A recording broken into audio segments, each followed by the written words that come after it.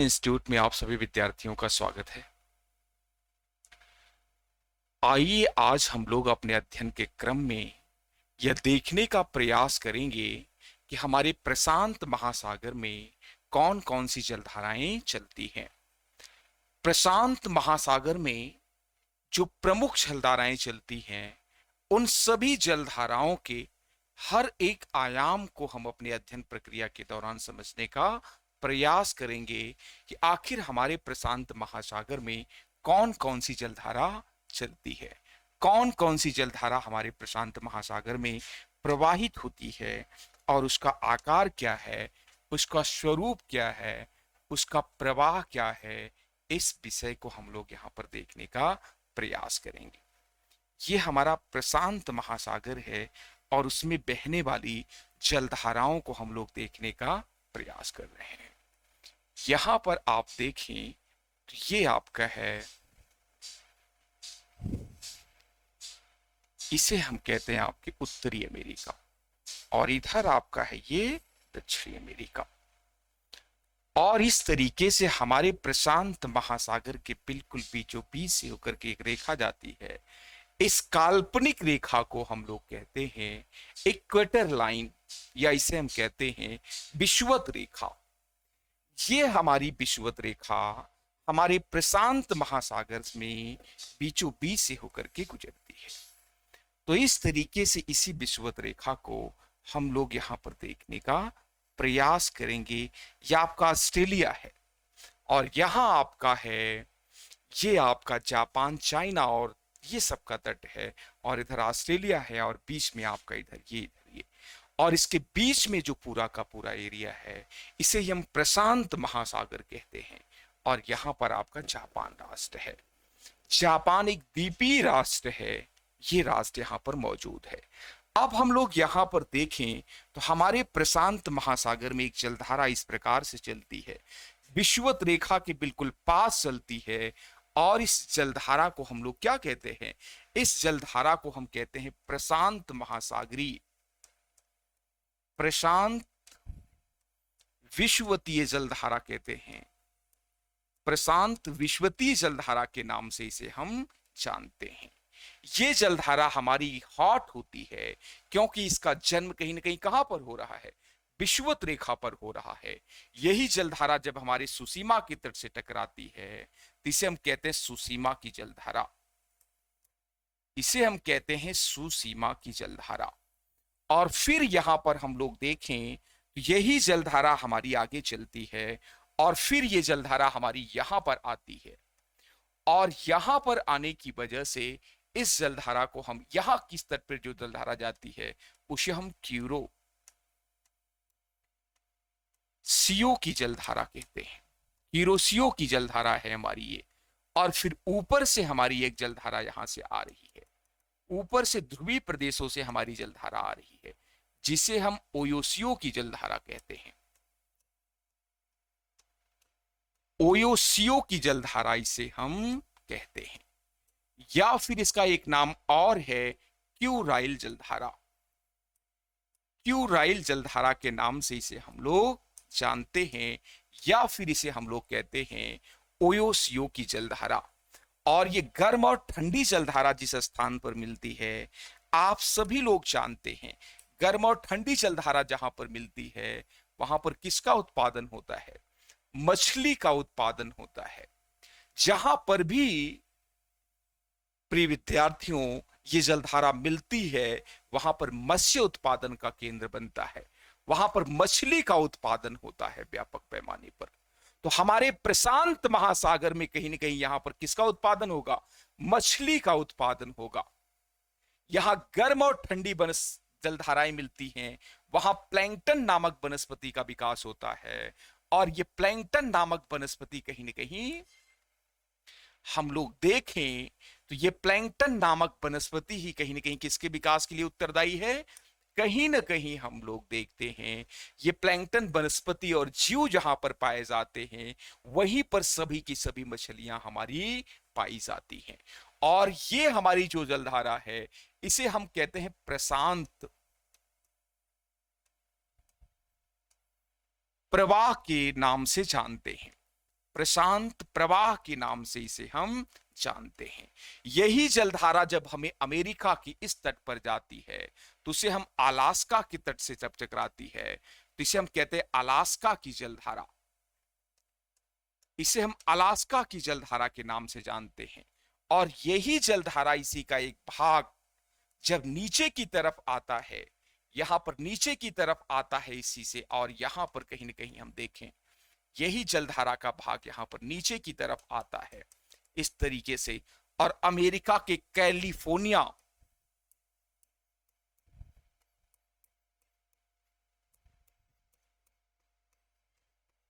के तट से टकराता है, तो इसे हम कैलिफोर्निया की जलधारा कहते हैं। तो इस तरीके से ये हमारी कैलिफोर्निया की जलधारा है।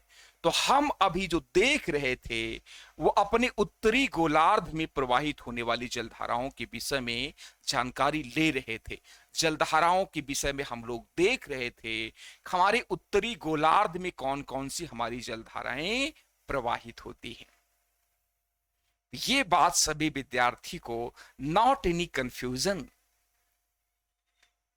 बिना किसी संदेह के आप सभी को ध्यान में रखना है। तो यहां पर हमारी ये जलधारा ऐसा करती हुई दिखाई पड़ती है।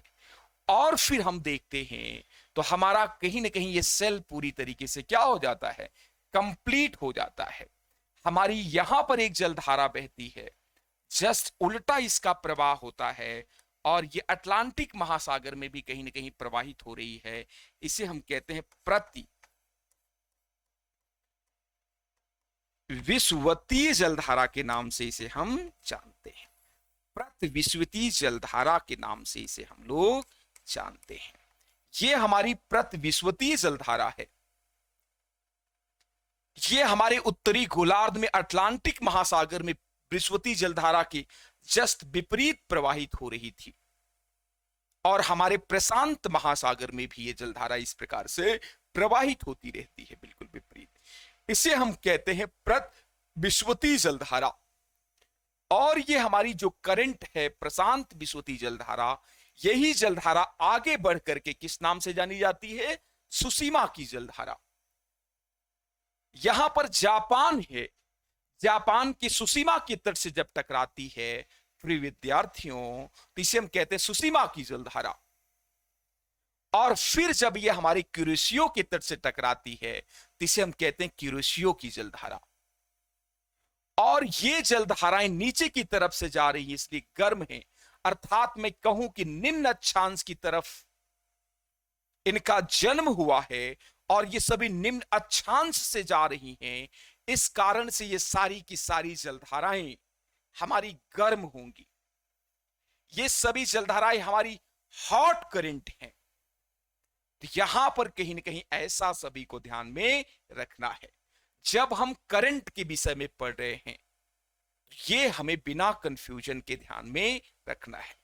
फिर यहां पर हम लोग देख रहे हैं गर्म और ठंडी जलधारा आपस में मिल रही है।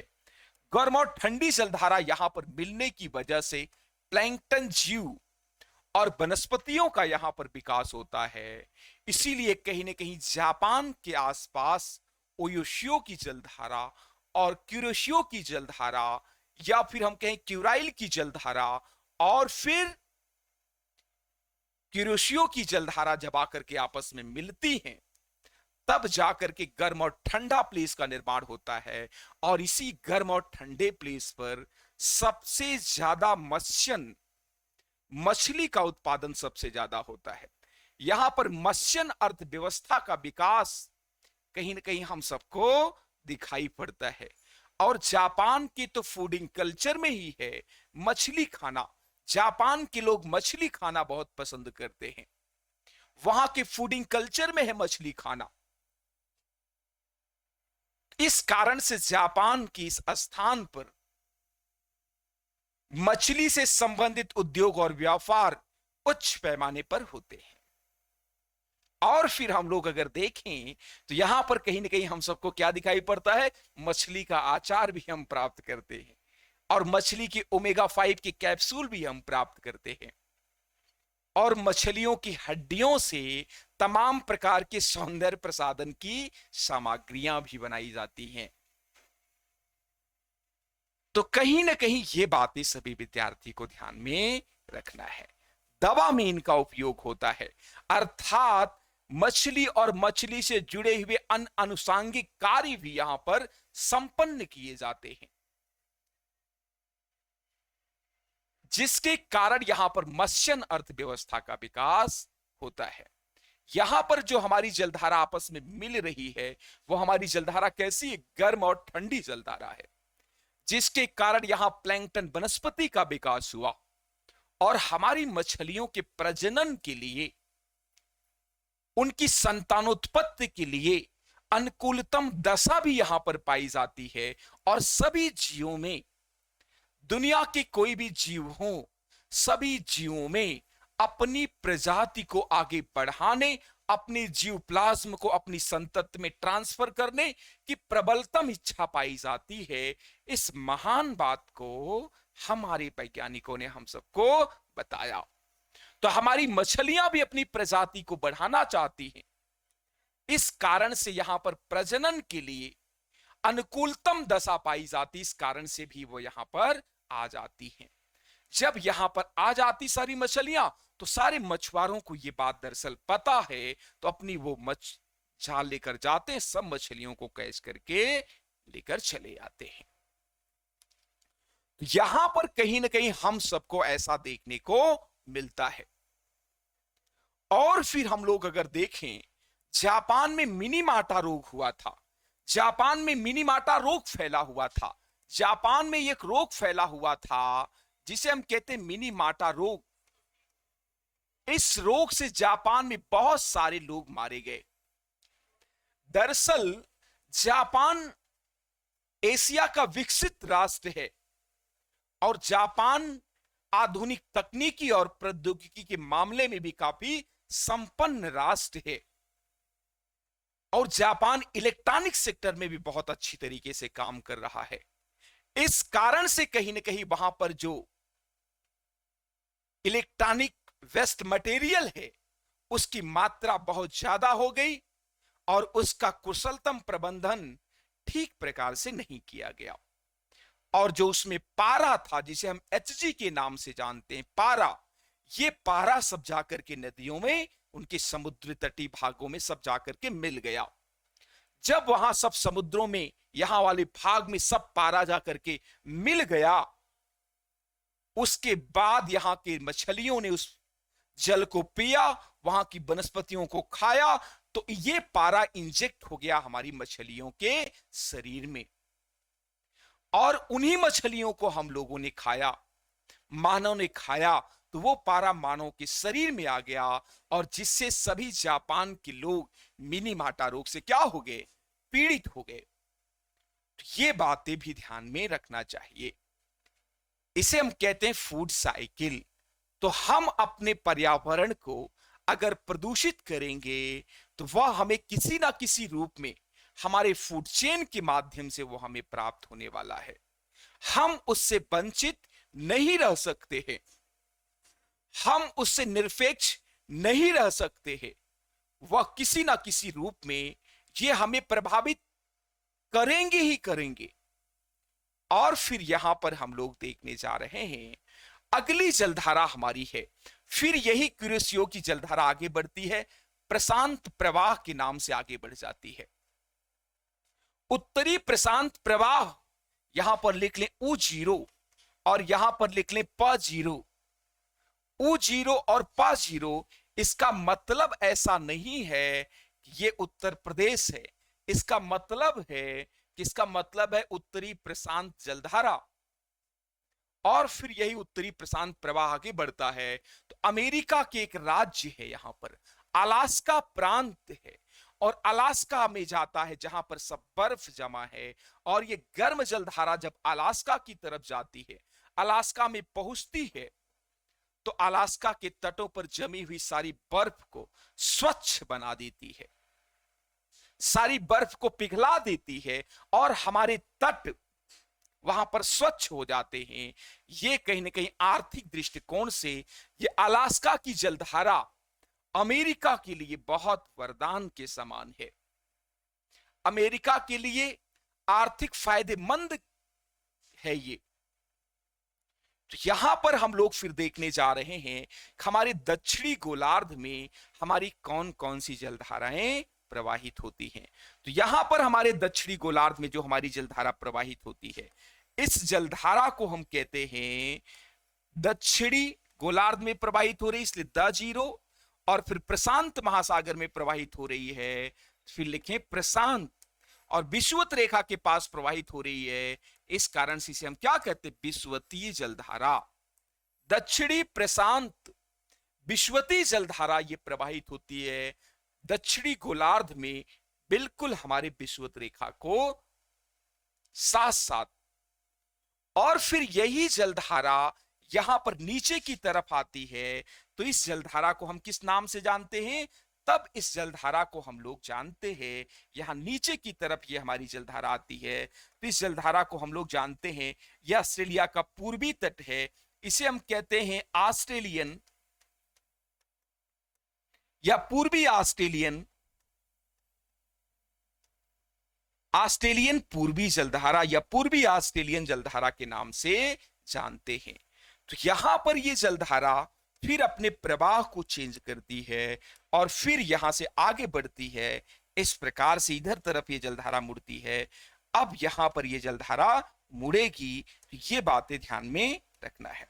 यहां पर ये जलधारा मुड़ जाती है और इस दिशा में आगे बढ़ती है। जब इस दिशा में आगे बढ़ेगी जलधारा, तो यहां पर ठंडी हो जाएगी, इसे हम लोग कैसा बनाएंगे, ऐसे डॉट डॉट बनाएंगे। अब हम लोग इसको डॉट डॉट ऐसे बना लेंगे। अब इसे हम लोग कहते हैं दक्षिणी प्रशांत प्रवाह, इसे हम कहते हैं दक्षिणी प्रशांत प्रवाह, और इसी में ठंडा हवा का झोंका पछुआ पवन प्रवाह जिसे हम कहते हैं। पछुआ पवन प्रवाह आकर के क्या हो जाता है, मिल जाता है यहां पर ठंडी हवा का झोंका। पछुआ पवन प्रवाह एक ठंडी हवा का झोंका ऐसे डॉट यहां पर आकर के मिल जाता है, जिससे ये हवा और ठंडी हो जाती है, और फिर ये हवा कहीं न कहीं यहां पर ये जल बहना शुरू होता है। जैसे ये किस तरफ से टकराता है, जैसे ही ये हमारी जलधारा टकराती है साउथ अमेरिका के पेरू की तट से टकराती है, तब इसे हम कहते हैं पेरू की जलधारा। ये हमारी जलधारा कैसी जलधारा है, पेरू की जलधारा के नाम से इसे हम सभी लोग जानते हैं।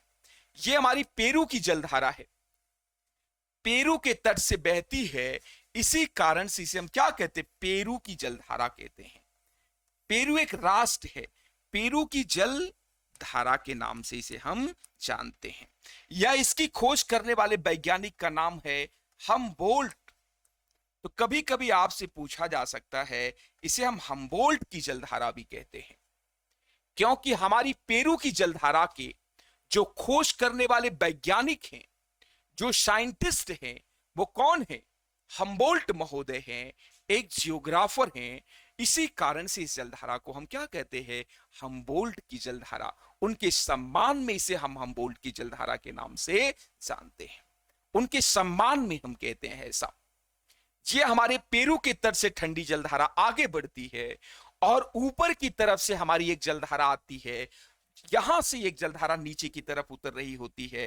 ये कैसी जलधारा है, गर्म जलधारा है, और इस जलधारा को हम कहते हैं अल नीनो की जलधारा। क्या कहते हैं, अल नीनो की जलधारा कहते हैं। दरअसल इसका प्रभाव भारतीय मानसून पर भी पड़ता है। ये हमारी अल नीनो की जलधारा है और इसका प्रभाव कहीं ना कहीं भारतीय मानसून पर भी देखने को मिलता है। कहीं ना कहीं इसका प्रभाव भारतीय मानसून पर भी दृष्टिगत होता है। यह जलधारा जब यहां से लेकर के यहां तक चलती रहेगी, तब कोई खास दिक्कत नहीं आएगी। लेकिन यही जलधारा हमारी जब नीचे उतर जाती है, यही जलधारा हमारी जब नीचे उतर जाती है, तो यह कहीं ना कहीं हम सबके लिए क्या हो जाती है, नुकसानदेह हो जाती है।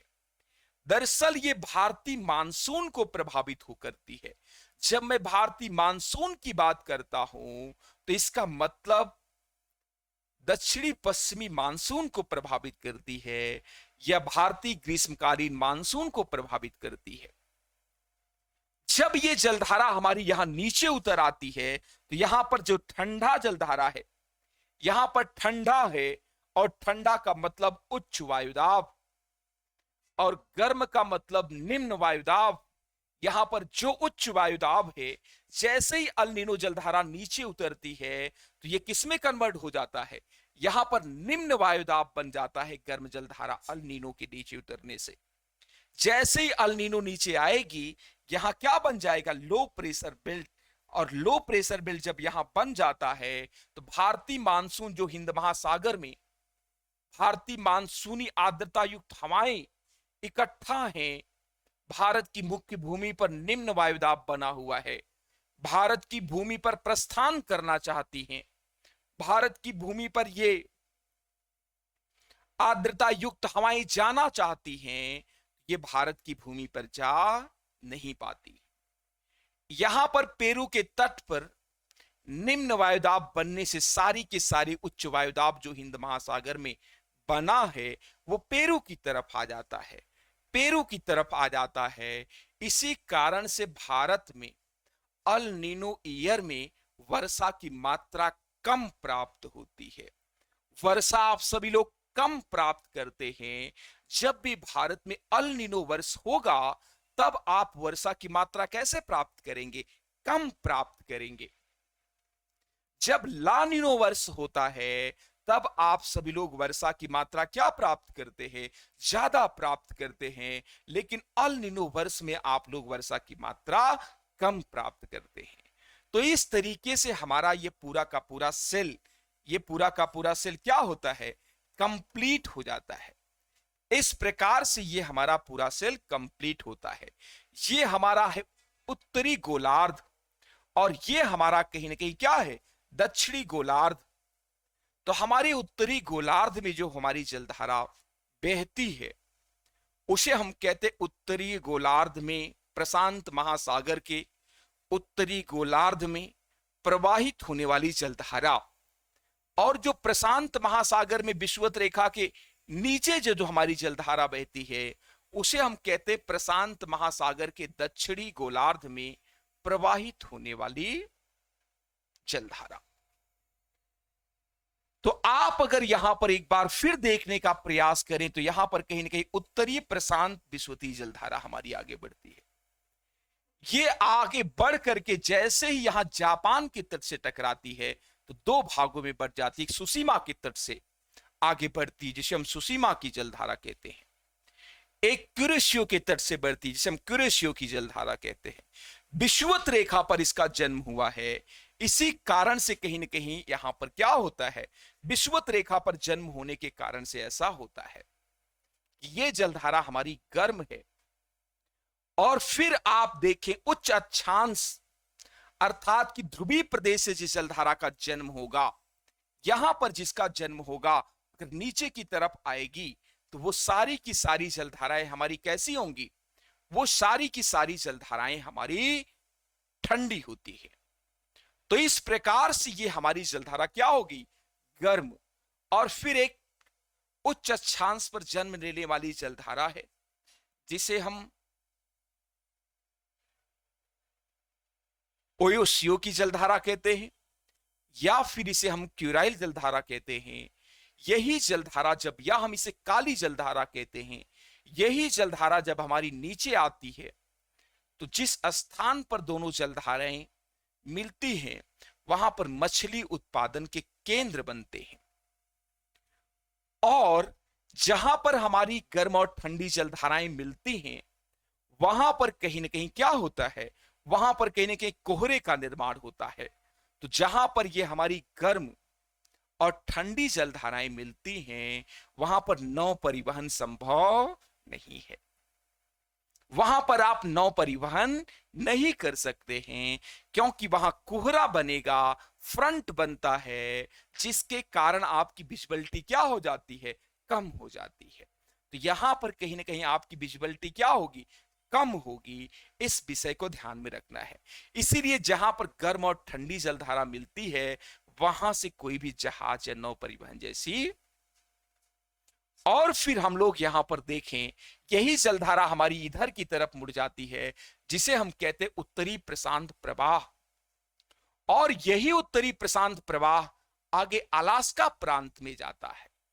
यह अलास्का कभी रसिया का हिस्सा हुआ करता था, लेकिन रूस ने ऐसा बोल करके कि यहां पर कुछ ज्यादा उत्पादन नहीं होता है, यह एक बंजर भूमि है, यह शीत मरुस्थल है, यहां बर्फ ही बर्फ जमा रहता है 12 महीने, इस कारण से यह कोई उपयोगी जमीन नहीं है।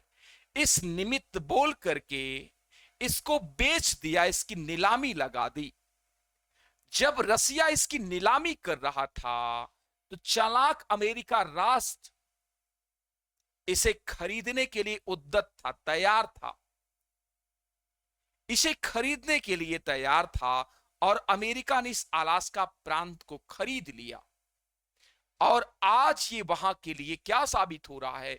वरदान साबित हो रहा है, क्योंकि यहां से पेट्रोलियम प्राप्त हो रहे हैं, सेल गैस प्राप्त हो रही है, और इन सब का आर्थिक उपयोग किसी से, और आप भारतीयों से तो बिल्कुल नहीं। आप सभी लोग जानते हैं कि ये कितना महंगे संसाधन होते हैं, और किसी भी राष्ट्र की अर्थव्यवस्था को, किसी भी राष्ट्र के जीवन को कितने अंदर तक प्रभावित करते हैं, आप सुधी विद्यार्थियों से ज्यादा भला कौन जान सकता है? तो ये बातें ध्यान में रखना है। तो यहां पर हम लोग देखें तो ये हमारी नीचे की तरफ एक जलधारा आती है, अमेरिका के कैलिफोर्निया प्रांत से टकराती है, जिसे हम कैलिफोर्निया की जलधारा कहते हैं। इस प्रकार से ये पूरा का पूरा सेल हमारा कंप्लीट हो जाता है इस महासागर की जलधारा के विषय में। प्रशांत महासागर के उत्तरी गोलार्ध में प्रवाहित होने वाली जलधाराओं के विषय में हमारा पूरा का पूरा सेल उत्तरी गोलार्ध का यहां पर कंप्लीट हो जाता है। और मुझे पूरा विश्वास है सभी विद्यार्थी इस विषय वस्तु को ठीक प्रकार से याद कर लेंगे और इसे समझ लेंगे। और फिर हमारे दक्षिणी गोलार्ध में हमारी जो जलधारा प्रवाहित होती है वो कहीं ना कहीं दक्षिणी प्रशांत विषुवतीय जलधारा है। ये आगे की तरफ बढ़ती है और जैसे ही पूर्वी ऑस्ट्रेलिया के तट से टकराती है, पूर्वी ऑस्ट्रेलिया के तट से टकराती है, और यहीं पर आपका ग्रेट बैरियर रीफ है। और इस पूर्वी ऑस्ट्रेलिया एक पश्चिमी ऑस्ट्रेलिया की तरफ से भी जलधारा चलती है, उसे हम आपको बताएंगे। लेकिन यहां पर हम लोग देख रहे हैं पूर्वी ऑस्ट्रेलियन जलधारा, ये हमारी ऊपर से आ रही है, विषुवत रेखा की तरफ से आ रही है। तो हमारी ये जलधारा गर्म होगी कि ठंडी होगी? तो ये हमारी जलधारा कैसे होती है? ऊपर की तरफ से आने की वजह से, अर्थात कहें कि निम्न अक्षांश से आने की वजह से ये हमारी जलधारा गर्म होती है। फिर यही जलधारा हमारी आगे बढ़ती, इसमें पछुआ पवन प्रवाह आकर के मिलता है। आप लोग देख पा रहे होंगे इसमें पछुआ पवन प्रवाह, ठंडा वायु का झोंका आकर मिलता है, तो ये दक्षिणी प्रशांत प्रवाह के नाम से आगे बढ़ता है। दक्षिणी प्रशांत प्रवाह के नाम से ये जलधारा हमारी आगे बढ़ती है, और आगे बढ़कर के ये हमारी जलधारा कहीं ना कहीं दक्षिणी प्रशांत प्रवाह, थोड़ा ठीक प्रकार से लिख लें, दक्षिणीय प्रशांत प्रवाह, जिसे आप लोग बिल्कुल स्पष्ट अपने नोट्स में उतार लें। इसको दक्षिणी प्रशांत प्रवाह के नाम से इसे हम जानते हैं। और यही दक्षिणी प्रशांत प्रवाह आगे बढ़ता है इस प्रकार से, और जैसे ही ये आपके पेरू के तट से टकराता है, पेरू के तट के संपर्क में आता है, तो इसे हम पेरू की जलधारा कहते हैं। जैसे आप सभी विद्यार्थियों के माता पिता आप सबके दो नाम रखते हैं, और एक नाम आपका लिखने वाला होता है, और एक नाम कहीं ना कहीं माता पिता आपको प्यार से बुलाते हैं। वैसे तो सारे नाम प्यारे होते हैं अपने बच्चों के माता पिता के लिए, लेकिन कहीं ना कहीं उसी तरीके से यहां पर भी देखने को हमें मिलता है कि इस हमारी पेरू की जलधारा की दो नाम हैं। इस जलधारा की खोज हम्बोल्ट नामक साइंटिस्ट ने किया था, इस कारण से इसे हम कहते हैं हम्बोल्ट की जलधारा। और फिर पेरू के तट को छूते हुए दक्षिणी अमेरिका के एक राष्ट्र है, ये हमारी जलधारा आगे बढ़ती है, तो इसे हम क्या कहते हैं? पेरू की जलधारा कहते हैं। इसे हम हम्बोल्ट की जलधारा, पेरू की जलधारा के नाम से जानते हैं। तो ये बातें सभी को, नॉट एनी कंफ्यूजन, कोई भी कंफ्यूजन नहीं रखना है, कोई भी संदेह नहीं रखना है। हमें जलधारा को पूरी तरीके से अपने लर्निंग प्रोसेस में ले लेना है। और फिर यहां पर हमारी एक जलधारा ऊपर की तरफ से आ रही है। इस जलधारा को, जो हमारी ऊपर की तरफ से आ रही है, इसे हम कहते हैं अल नीनो की जलधारा। ये हमारी जलधारा कैसी है? ये जलधारा कहीं ना कहीं हमारी हॉट करंट है, गर्म है, नॉट कोल्ड, हॉट है। क्योंकि ये कहीं ना कहीं हमारी कहां से आ रही है? विषुवत रेखा के पास से। इसे कहते अल नीनो। यही भारत में क्या लाता है? यही भारत में अकाल के लिए उत्तरदायी है। अल नीनो सब कुछ निगल जाता है, भारतीय मानसून को निगल जाता है अल नीनो। और भारतीय कृषि को भारतीय मानसून का जुआ कहा जाता है।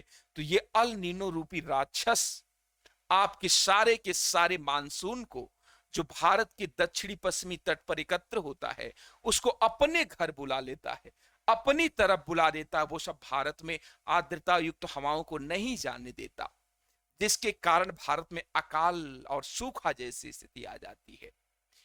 क्योंकि भारतीय कृषि आज भी कहीं ना कहीं मानसून का जुआ है। तो यहां पर ये बातें ध्यान में, गैम्बल ऑफ मानसून आज भी है। तो यहां पर ये जलधारा हमारे मानसून को कहीं ना कहीं प्रभावित करती है। इस विषय का तार्किक वैज्ञानिक विश्लेषण हम संबंधित क्लास में करेंगे। क्लाइमेटोलॉजी पढ़ने के दौरान हम देखेंगे कि अल नीनो जलधारा हमारे मानसून को कैसे प्रभावित करती है, हमारे मानसून पर इसका क्या प्रभाव है। यह वैश्विक कारक है जो हमारे मानसून को कहीं ना कहीं प्रभावित करता है। तो ये बातें ध्यान में रखना। गर्म, यही जलधारा जब यहां पेरू के तट पर आ जाती है, इस पेरू के तट पर आने के बाद ये हमारी जलधारा, यहां की मछलियां हमेशा ठंडे जल में रहने के लिए ज्यादा अनुकूलित हैं। ये मछलियां, इतना गर्म जलधारा ये होती है कि ये सभी यहां तट पर आ जाती हैं, मर करके तट पर ऐसे आ जाती हैं पूरा। और फिर खाने वालों को तो मछलियों का ढेर चाहिए ही। सब लोग यहां से मछलियां, उन्हें कैच नहीं करना पड़ता, उन्हें अतिरिक्त परिश्रम नहीं करना पड़ता, तटों पर आसानी से मछलियां पा जाते हैं। तो इस जलधारा को क्या कहते हैं? धन्यवाद का ज्ञापित करते हैं और कहते हैं कि ये यीशु का वरदान है, ये यीशु का क्या है? प्रसाद हमें मिल रहा है, यीशु का प्रसाद। ऐसा मानते हैं यहां के लोग, साउथ अमेरिका के पेरू राष्ट्र के लोग इसे यीशु का वरदान मानते हैं। और ये जलधारा जब आती है तभी ऐसा यहां पर होता है। तो आज हम यहां पर देख रहे थे प्रशांत महासागर में प्रवाहित होने वाली जलधाराएं, जिसके क्रम में हमने देखा प्रशांत महासागर के उत्तरी गोलार्ध में प्रवाहित होने वाली करंट। और फिर हम यहां पर देख रहे हैं कि हमारे यहां पर दक्षिणी गोलार्ध में प्रवाहित होने वाली करंट, हमारी जलधारा उत्तरी गोलार्ध में प्रवाहित होने वाली करंट और दक्षिणी गोलार्ध में प्रवाहित होने वाली करंट को हम लोग यहां पर देख रहे थे। जैसे प्रतिविश्वती जलधारा आपके कहीं ना कहीं उत्तरी अटलांटिक महासागर में प्रवाहित हो रही थी, ठीक उसी तरीके से उत्तरी प्रशांत महासागर में भी ये हमारी जलधारा प्रवाहित होगी। प्रतिविश्वती जलधारा, विश्वती जलधारा के ठीक विपरीत एक करंट चलती है, एक जलधारा चलती है जिसे हम कहते हैं प्रतिविश्वती जलधारा। तो यहां पर कहीं ना कहीं हम इस बात को नॉट एनी कंफ्यूजन, बिना किसी कंफ्यूजन को ध्यान में रखना है। फिर हम यहां पर देख रहे हैं गर्म और ठंडी जलधारा, कोहरा बनेगा, फ्रंट बनेगा, मछलियों का उत्पादन होगा, प्लैंकटन वनस्पति और जीवों का विकास होगा, सब मछलियां इन्हीं को खाती हैं, प्रजनन के लिए अनुकूलतम दशा होती है, सब मछलियां यहां पर जाती हैं। ये सारी सूचनाएं किसको पता है? मछुआरे लोग। ये मछुआरे जासूस हैं और सारी सूचनाएं अपने पास रखते हैं और सीधा जाल ले आकर के इन मछलियों को क्या कर लेते हैं? कैश कर लेते हैं। तू डाल डाल तो मैं पात पात, मछलियां डाल डाल तो मछुआरे पात पात, इन्हें पकड़ ही लेते हैं अंतवत। तो ये बातें ध्यान में रखना है। तो यहां पर कहीं ना कहीं हम लोग जलधारा पढ़ रहे थे और जलधारा पढ़ने के क्रम में हमने उत्तरी गोलार्ध के प्रशांत महासागर में प्रवाहित होने वाली जलधाराएं, फिर हम यहां पर देख रहे थे दक्षिणी गोलार्ध के प्रशांत महासागर में प्रवाहित होने वाली जलधाराएं। इसी के साथ जय हिंद, जय भारत।